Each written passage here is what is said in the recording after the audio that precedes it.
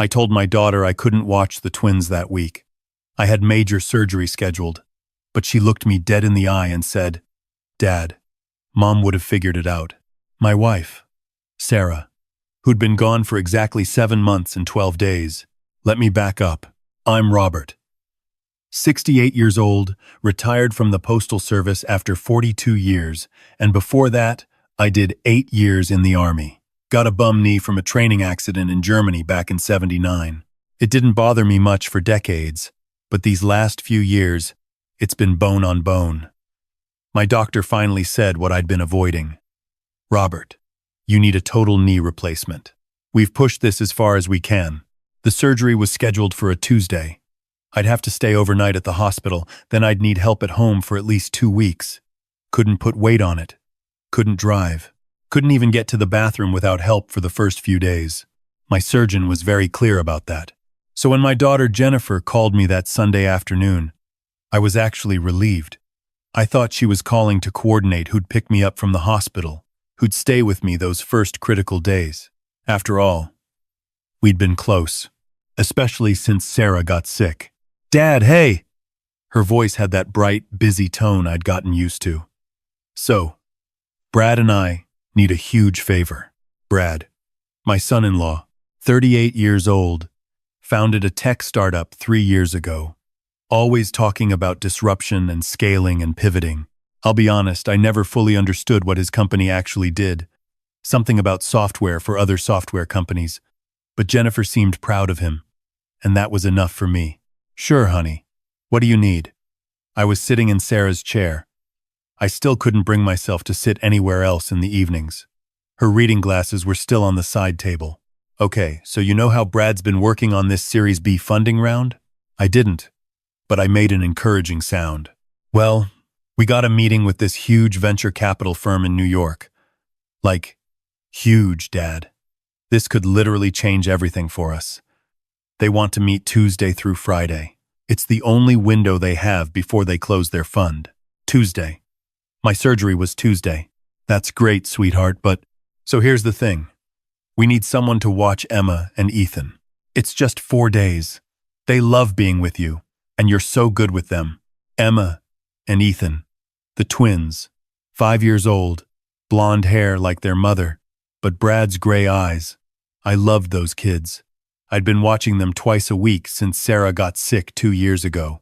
Sarah had insisted she wanted to still feel useful, still be grandma, even when the chemo made her so tired she could barely stand. After she passed, I kept it up. It felt like keeping a piece of her alive. "Jennifer, I can't that week. I have my surgery Tuesday.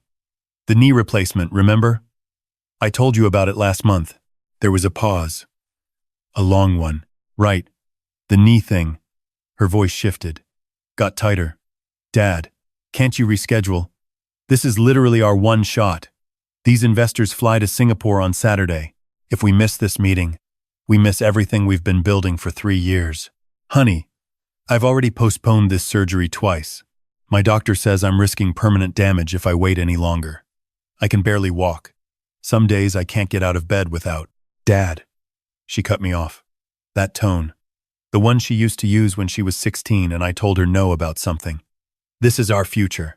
Emma and Ethan's future. Do you know what this funding would mean? We could finally buy a real house. Put money away for their college. Security, Dad. Real security." My knee was throbbing. I'd been standing too long while making dinner. I understand that. But I physically cannot watch 2 5-year-olds right after major surgery. I'll be on heavy pain medication. I won't be able to walk. I won't be able to. Other grandparents would figure it out. Her voice went cold. Mom would have figured it out. There it was. Mom would have figured it out. Sarah, who'd spent her last months in agony, but still insisted on making the twins' Halloween costumes. Sarah, who'd sat through chemo sessions and then came home to bake cookies for their preschool. Sarah, who'd given everything to everyone and asked for nothing until the very end, when all she wanted was for the pain to stop. "That's not fair, Jennifer. You know what's not fair? That we're finally getting ahead and you can't help us for 4 days. 4 days, Dad. We've never asked you for anything. Never asked for anything." I thought about the $32,000 I'd given them for their wedding. The down payment money, $15,000 from Sarah's life insurance that I'd handed over when they bought their condo 3 years ago. The twice-weekly babysitting, free, for 2 years. The emergency $5,000 last year when Brad's startup hit a cash flow situation. But I didn't say any of that. Instead, I said, "I'm sorry, sweetheart. I just can't. Not this week." "What about Brad's parents? They're in Florida. Dad, please. We're desperate." Something in her voice got me. The crack in it. My little girl. Scared. And maybe, some part of me thought maybe I could figure it out. Take some extra pain pills. Sit on the couch with them. Put on movies. How hard could it be? "Let me think about it," I said. "We need to know by tomorrow morning. The flight leaves Monday evening." She hung up before I could respond. I sat in Sarah's chair for 3 hours that night, my knee screaming, looking at the photo on the mantel, Sarah holding the twins the day they were born. She'd been so happy, so sure that being a grandmother was the best thing that ever happened to her. What would she want me to do? But then I remembered something else. Something Sarah said in the hospital, 2 days before she died.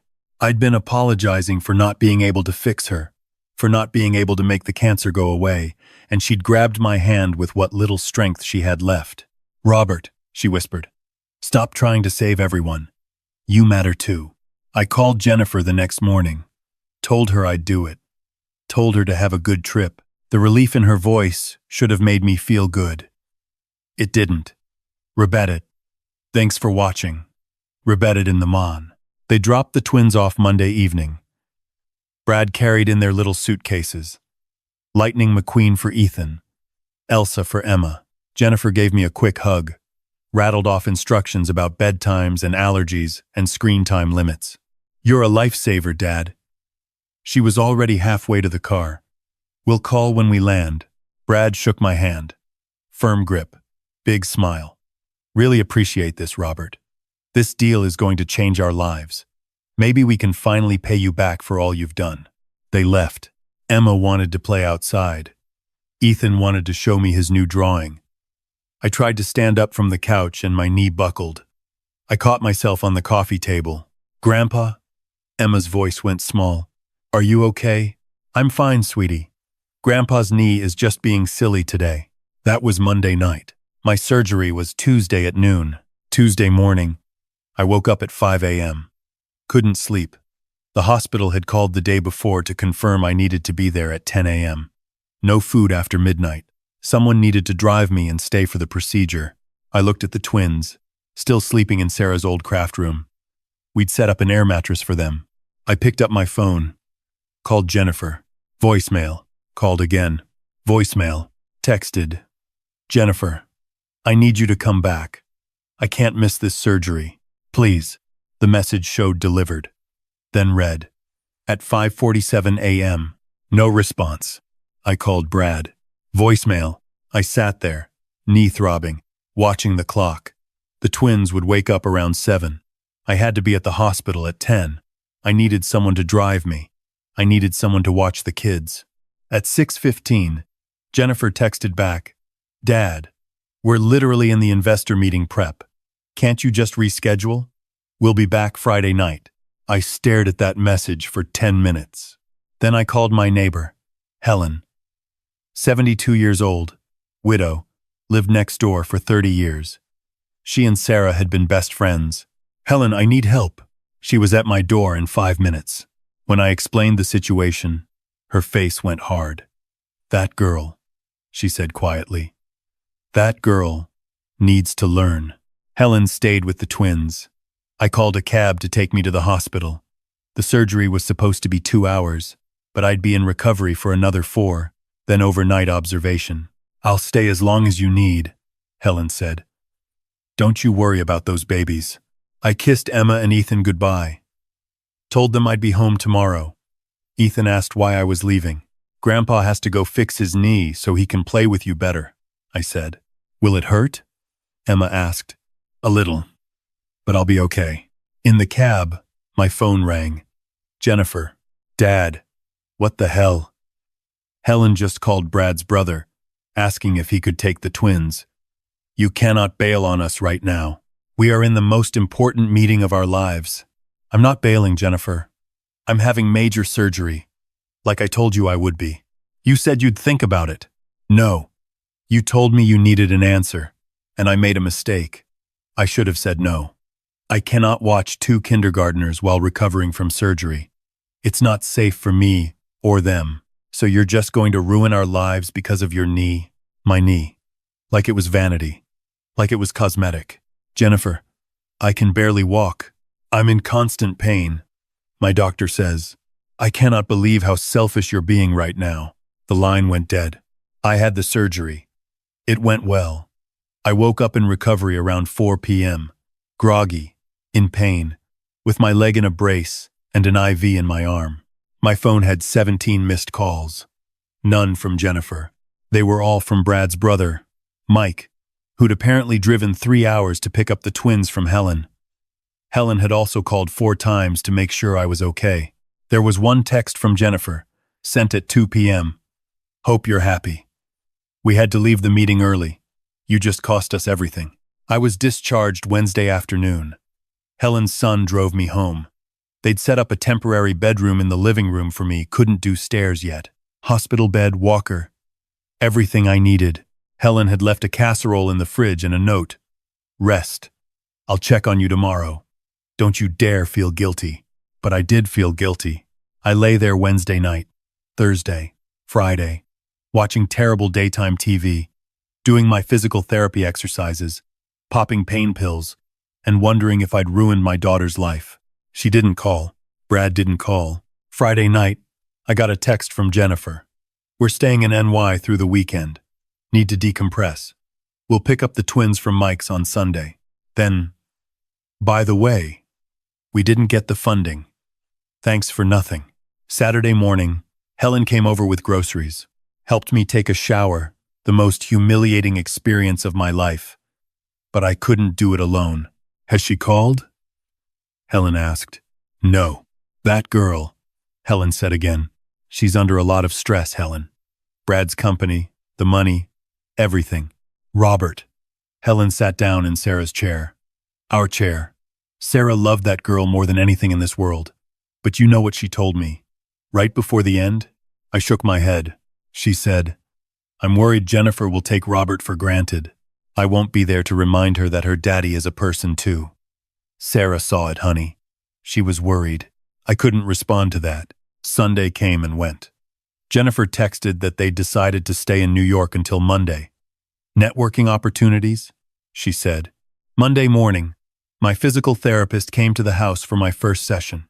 Young guy, probably 30, ex-military like me.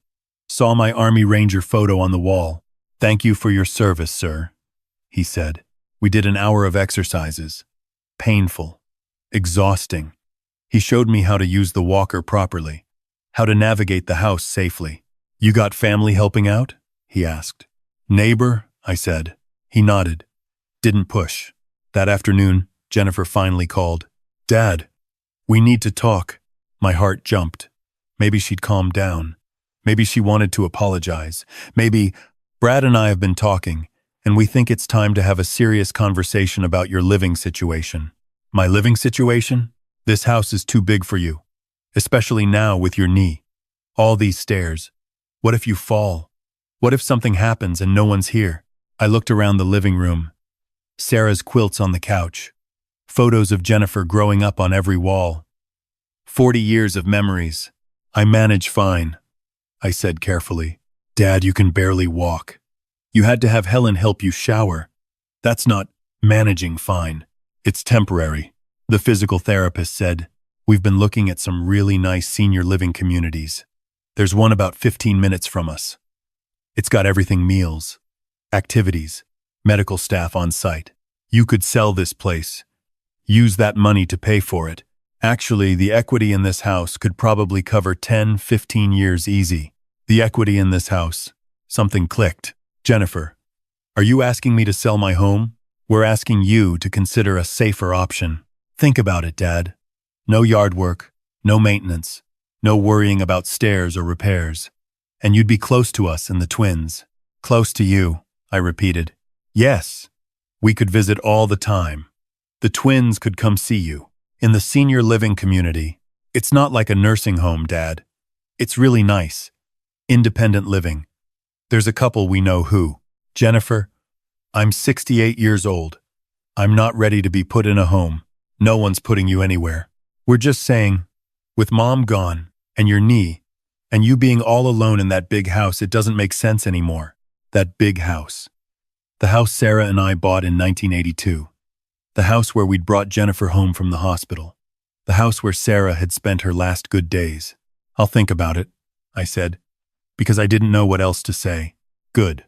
Brad actually found this great realtor who specializes in... I said I'll think about it. I hung up. I didn't sleep that night. Kept thinking about what Jennifer had said. The equity in the house. 10, 15 years easy. Brad found a realtor. Tuesday morning, Helen came over with breakfast. You look like hell, she said. I told her about the phone call. Her face went pale. Robert, she wants to sell your house. She says it's for my safety. She wants the money. Helen wasn't asking. That startup must be in worse shape than they're letting on. I wanted to argue, wanted to defend my daughter, but something was nagging at me. I pulled up my laptop, painful process. Took me 20 minutes to hobble to my office and back and looked up Brad's company. Found some tech news articles. The company had burned through 2 rounds of funding already. They were desperate for this Series B. Without it, they'd probably fold within 6 months. I kept digging. Found Brad's LinkedIn. He'd posted about the New York trip. Grateful for this incredible opportunity. Big things coming. But there was no follow-up about getting funding. No announcement. Nothing. Then I found a comment from one of his employees. Still waiting to hear if we'll have jobs next month. My house was worth about $420,000. Paid off. Clear title. If they sold it, put me in that senior community. I looked it up. $3,000 a month. They could pocket at least $350,000 after a year. Maybe more. I sat there, in my dead wife's office, looking at my daughter's senior class photo on the wall, and felt something crack in my chest. Wednesday, Jennifer showed up. Didn't call first. Just showed up with Brad and a woman in a blazer. Dad, you're up. Jennifer came in like nothing was wrong. Hugged me. This is Sharon. She's the realtor we told you about. I looked at Brad. He had the decency to look uncomfortable. I didn't agree to this, I said quietly. We know. We just thought Sharon could walk through, give you an idea of what the house could sell for. No pressure, just information. Sharon was already looking around, making notes. Beautiful built-ins, she murmured. Original hardwood. This is going to move fast. I didn't invite her in, I said. Dad, don't be difficult. Jennifer's smile was strained. Just let her look around. It's not going to hurt anything. I was exhausted. In pain. On medication. I didn't have the strength to fight. Sharon walked through the whole house. Took photos. Talked about staging and market comparables and bidding wars. When she got to the basement, she paused. Is this finished? No, I said. Just storage. Oh, but it could be. Rec room. Extra bedroom. Full bath, you could add another 50. 60,000 to the price easy. Jennifer's eyes lit up. After Sharon left, Jennifer sat down across from me. Brad stood by the door. So, Dad, Sharon thinks we could list at $435,000, maybe get more in a bidding war. That would set you up really comfortably for the rest of your life. The rest of my life, I repeated. Yes. And listen, we've been thinking. If you did move to that senior community, you'd be so much safer, so much happier. And honestly, she glanced at Brad. It would give Brad and me a chance to breathe. We've been so worried about you out here all alone. You've been worried, I said flatly. Of course, especially after Mom. We don't want to lose you too, Dad. It was a good lie. Almost believed it myself. What about the twins? I asked. I thought you said I could see them all the time. You could. The community is only 15 minutes away, but I wouldn't have room for them to stay over. No backyard for them to play in. No space for their toys.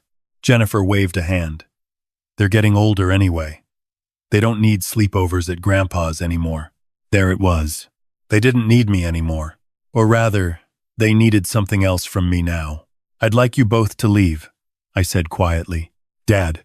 Now, please. Brad touched Jennifer's shoulder. They left.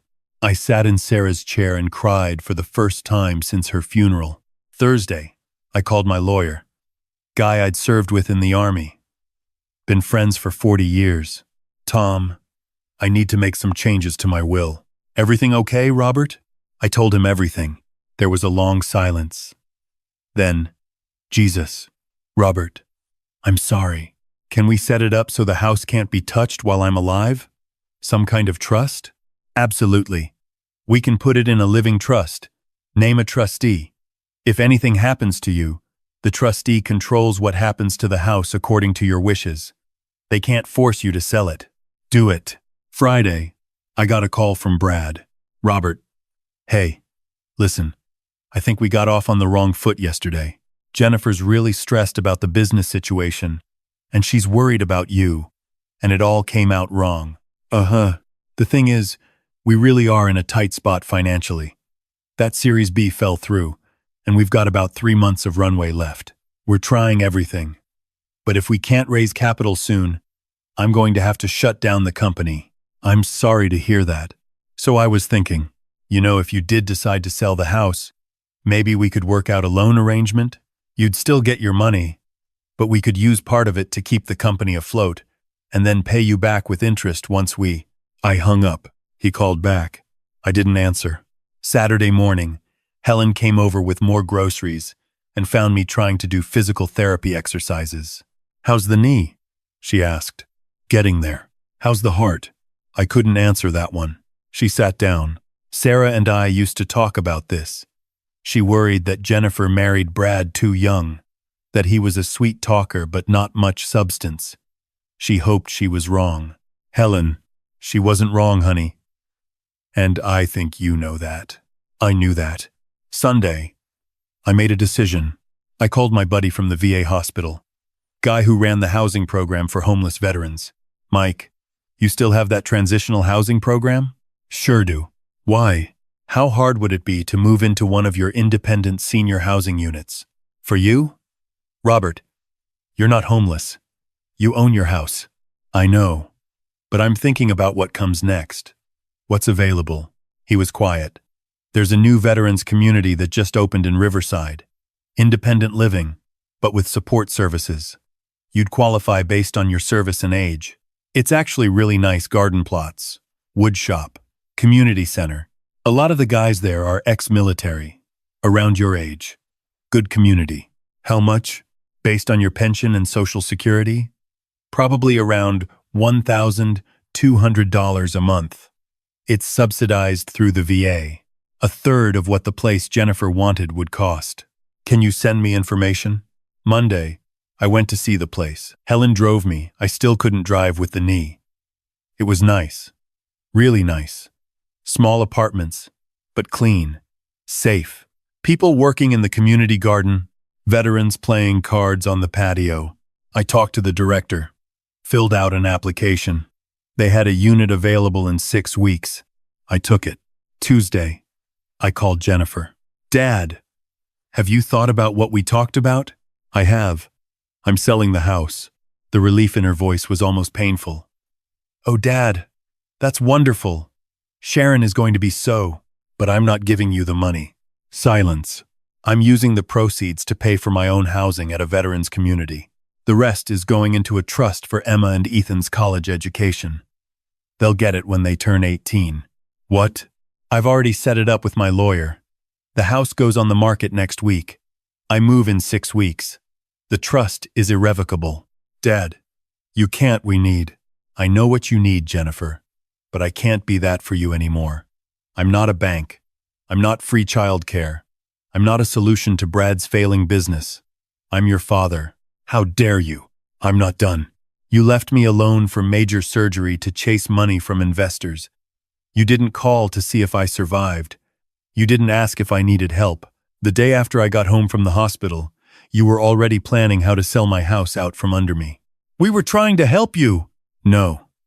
You were trying to help yourselves. And that's okay. You're adults.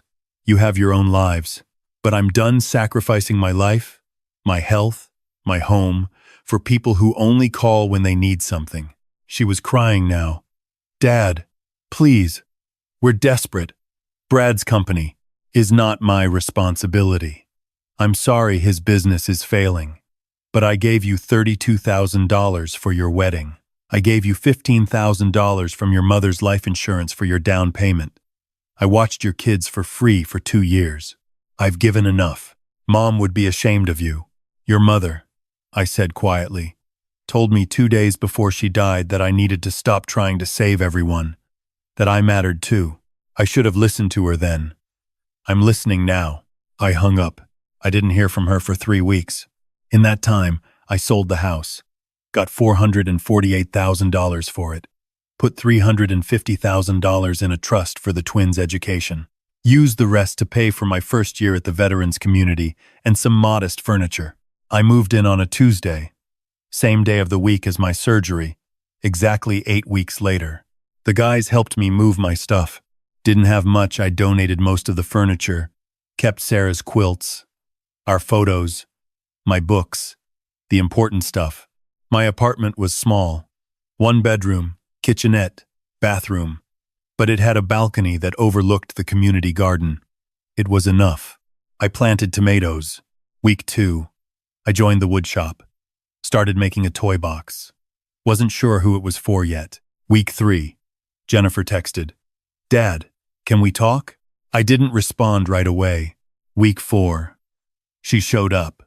Just her. No Brad. I met her in the community center. Didn't want her in my apartment yet. She looked terrible. Thin. Tired.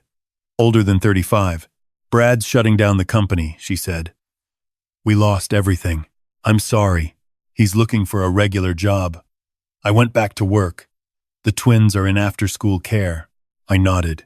We might have to sell the condo. That's hard. She looked at me. Really looked. You're not going to help us, are you? No. She started crying. I don't understand. You always helped before. You and Mom. You always. Your mother is dead, Jennifer. She's gone. And she gave everything she had until there was nothing left. I'm not doing that. So you're just going to abandon us? No. I'm just not going to save you. There's a difference. She stood up. Fine. I hope you're happy here with all your new friends. I am. Actually, she left. I didn't hear from her for 2 months. Then, on a Sunday afternoon, my phone rang. Unknown number. Hello? Grandpa? Emma. Emma. Sweetheart, how are you? Mommy said I could call you. She gave me her phone. My chest got tight. I'm so glad you did. I miss you. I miss you too. Mommy's been sad. She cries a lot. Oh, Jennifer, can I talk to your mom, sweetie? Shuffling sounds. Then Jennifer's voice, thick with tears. Dad, I'm sorry. I'm so sorry. You were right about everything. Brad and I, we were using you. We were selfish. And after Mom died, I couldn't handle it. I was so angry at her for leaving. And I took it out on you.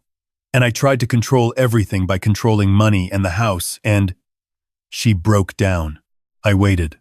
I don't know how to fix this, she whispered. Do you want to fix it? Yes. God. Yes. Then start by being honest. About what you need. About what you can give. About who we are to each other. What if I don't know anymore? Then we figure it out. Together. But no more using people. No more keeping score. No more taking without giving. Okay. A long pause. Can I come see you? Just me and the twins? I looked around my small apartment. Thought about the toy box I'd finished last week. It would fit perfectly in my living room. Yeah, I said. You can come see me. They came the next Saturday. Emma and Ethan ran to me. I was steady on my knee now, 3 months post-surgery. I caught them both. Jennifer stood in the doorway, looking around. It's nice, Dad. Really nice. Thanks. We had lunch in the community center. The twins played with some other kids in the garden. Jennifer and I sat on the patio. I got a job, she said. Marketing manager for a real estate company. It's boring, but it's stable. Brad's working at a consulting firm. We're going to be okay. Financially, good. We can't afford the condo anymore. We're moving to an apartment. Smaller. But that's okay too. I nodded. I've been thinking a lot about Mom. About how she gave everything. And I realized I was doing the same thing. Giving everything to Brad's dream. To this idea of success. To keeping up appearances. But I wasn't giving anything to the people who mattered. To you. To the kids. To myself. Your mom learned that lesson too late, I said quietly. Don't make the same mistake. She cried again. I let her. When she left, she hugged me. Really hugged me. Can we come back next week? She asked. Yeah. You can come back. They did. And the week after that. And the week after that? We're not fixed. Not completely. There's still awkwardness. Still hurt. Still things we don't talk about. But we're trying. Brad came with them once. Apologized. Said he'd been desperate and stupid and lost sight of what mattered. I believe him. Mostly. The twins sleep over sometimes now. I finished the toy box. It's in my living room, full of their stuff. I'm teaching Ethan woodworking. Emma likes the garden. Jennifer asks about my knee. Remembers my physical therapy appointments. Calls just to talk. Not because she needs something. It's not the same as before. It's different. Maybe better. Maybe not. But it's real. And in the evenings, when I sit on my balcony and watch the sunset over the garden, I think about Sarah. About what she said. Stop trying to save everyone. You matter too. I'm learning that. Finally, learning that. The tomatoes are coming in good this year. I gave some to Helen, she still visits once a week. I gave some to Jennifer last time she was here. Emma asked if she could plant flowers next to my tomatoes. I said yes.